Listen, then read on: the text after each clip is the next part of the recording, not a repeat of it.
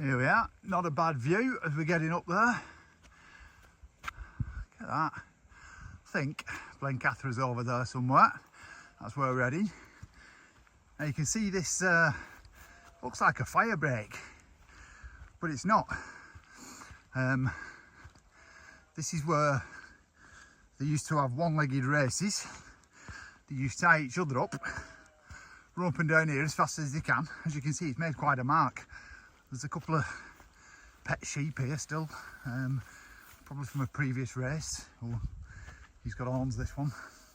Don't want any trouble, lad. You all right? Don't be kicking off. She's hiding. All right, lad. No headbutting. Good lad. There we go. So you keep a sheep calm. Ram it in. So, yeah, look at this. Belting views. You've got views, history. What more do you want? Sunshine.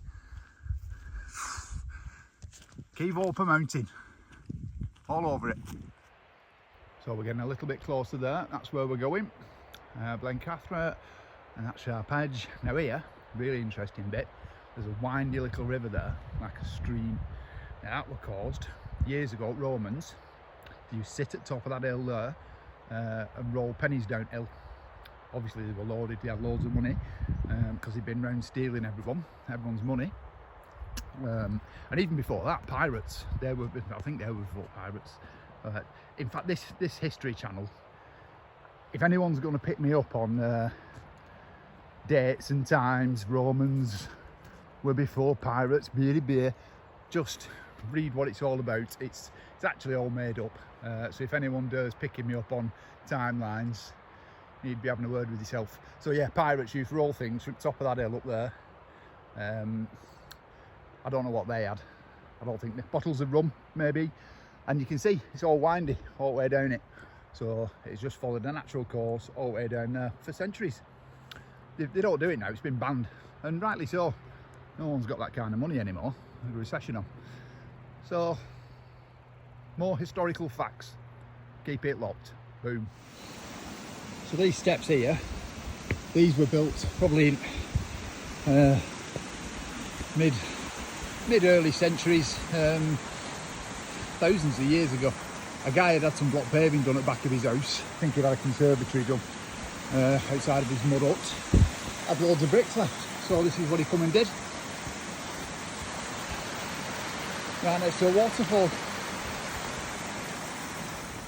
So millions of years ago, there was just one budgie, massive budgie, really strong. I think it was from Lee as well, bit of a coincidence that. And it could carry rocks 300 million times bigger than itself. And there's only that budgie knocking about. Anyway, he's flying about one day, drops this rock. This is what happened. Look at the catastrophe that caused. One budgie, one rock. True fact. So over there, that's what I've just been and climbed up. It's called Sharp Edge. Now, the reason it's called Sharp Edge is many years ago there used to be a massive beaver that used to live around here. Obviously they've got really sharp pointed teeth, and what it's done over like a course of, I don't know, it was one of the longest living beavers in the world as well. It lived till it was about 300. So it took it about 300 years. Every day it used to come up and sharpen its teeth on that rock there. And then it used to drink out of that pool down there.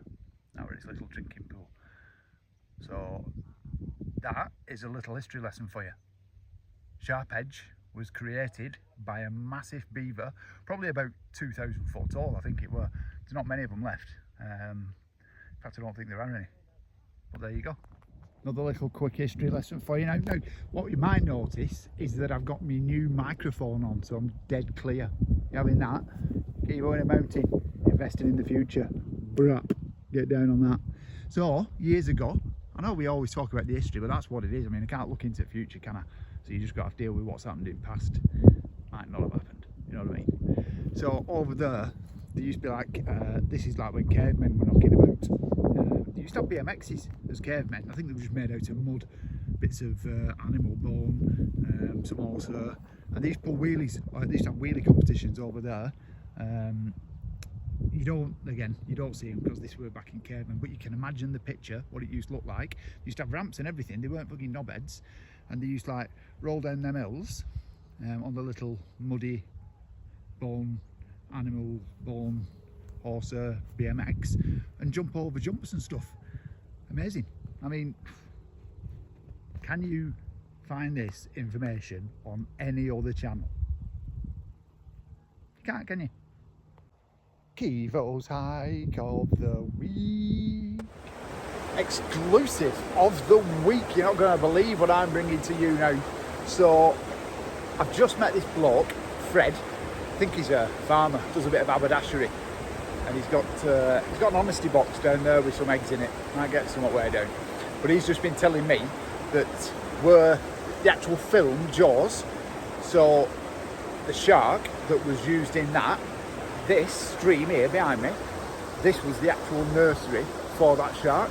And then when it was big enough, I mean, I'm on a bridge here, when it couldn't fit underneath this bridge, it came over from the United States of America with a helicopter, and they picked it up and took it all the way over. And that's when the film Jaws were made.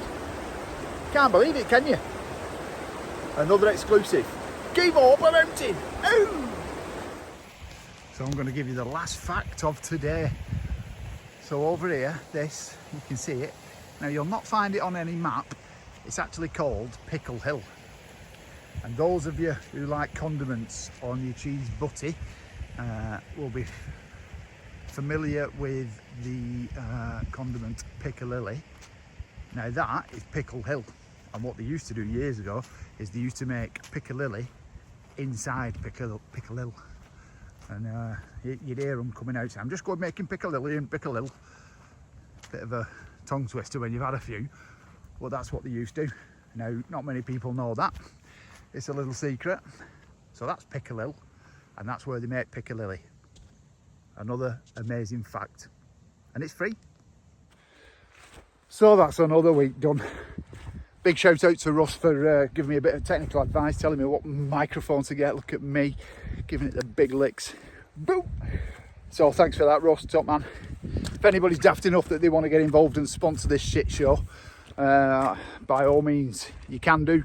A cream egg, bag of Watsits, a lot of sheep here stirring me out, and probably a lion bar, throw that in as well, and you've got yourself a 3-year deal. So yeah, get yourself involved. Here we are, look at this, loads of sheep.